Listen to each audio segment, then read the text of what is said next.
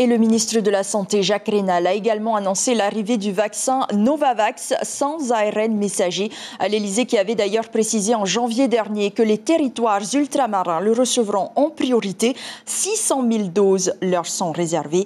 Et pour la première fois depuis 2 ans, un enfant de 4 ans qui souffre de problèmes pulmonaires est hospitalisé en réanimation après avoir attrapé le virus Omicron.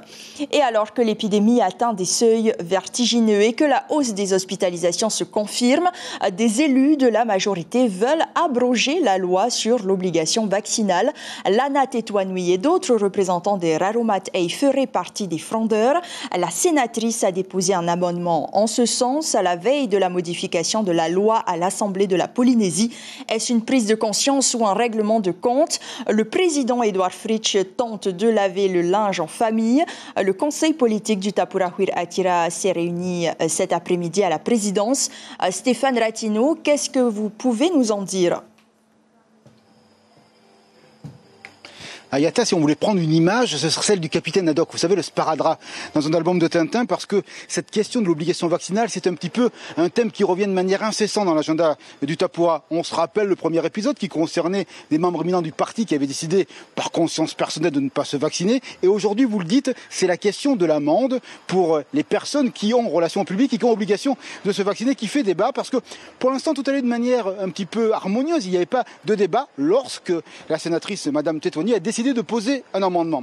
Et la politique, vous savez, c'est une question de millimètres, une question de précision. Donc le but de ce conseil de majorité, à défaut d'un conseil de guerre, c'était de trouver la bonne mesure et surtout la concorde. Et en politique, il y a toujours une dimension, celle de la mise en scène. Mise en scène à 16h, arrivée de l'ensemble des membres du groupe, y compris des élus qui venaient des îles sous le vent. Président Fritsch avec quelques ministres. Lana Tetuanui est présente à cette réunion.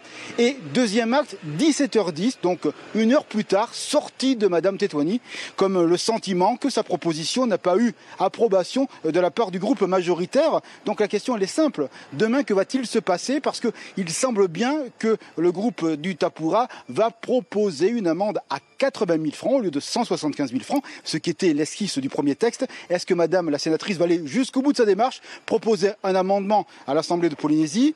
Parce que là, elle pourrait rencontrer évidemment un soutien, puisque l'opposition est en embuscade. Et dit voilà un bon moyen éventuellement de mesurer des fissures au sein du groupe majoritaire, puisque, vous l'avez dit, le groupe Tavini ou bien encore Madame Sanker vont proposer éventuellement une abrogation de la loi ou bien seulement une amende symbolique de 1 franc pacifique pour tenter de convaincre les gens de se faire vacciner, en tous les cas, qu'il n'y ait pas un biais répressif. Bref, un débat qui sera peut-être animé, ou bien demain on aura l'unanimité de la part du groupe Tapura comme une manière de montrer que le capitaine Edouard Fritsch, président du pays, est suivi par ses troupes et qu'il n'y a pas une seule voix dissidente.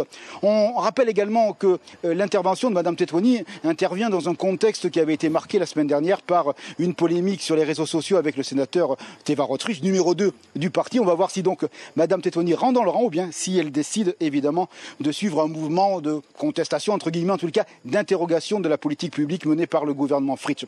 Et justement ici, au niveau de la présidence également, beaucoup de rumeurs, vous le savez, un remaniement ministériel est imminent. On parle de lundi prochain pour les annonces.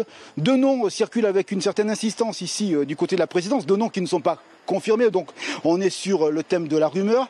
En l'occurrence, pour la jeunesse, on parle de Monsieur Bennett, l'entraîneur de la Espiri, qui vient de démissionner pour récupérer ce portefeuille ministériel. Et du côté de la question du tourisme, on le sait, Madame Boutot a démissionné, elle est candidate aujourd'hui pour devenir députée de la République.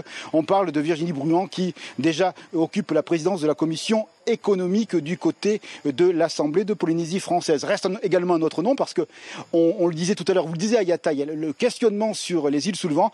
Le nom de Thomas Moutane était également évoqué peut-être comme une manière de donner du baume au cœur du côté des îles sous le vent. Voilà ce qu'on pouvait dire ce soir du côté de la présidence. À suivre demain les débats à l'Assemblée. L'information, on continue sur Polynésie la première, Internet et réseaux sociaux.